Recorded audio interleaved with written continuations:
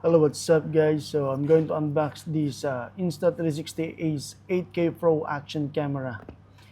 It captured up to 24 frames in 8K, and the size of the sensor is 1 and 1/3 48 megapixel sensor active HDR capture. It has also a flow stage stabilization horizon lock, 2.4 inch flip touchscreen, 0.7 inch front screen, 90-minute runtime fast charging.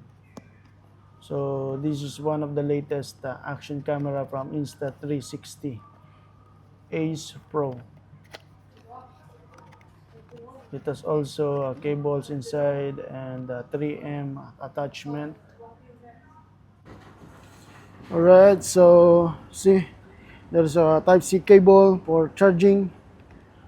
Then what's other else? Okay, there is one more attachment, standard attachment for the action camera. So that's it guys with the catalog warranty card from Insta360 company. So that's it. This is the Insta360 Pro Ace, and don't forget to subscribe for more videos like this.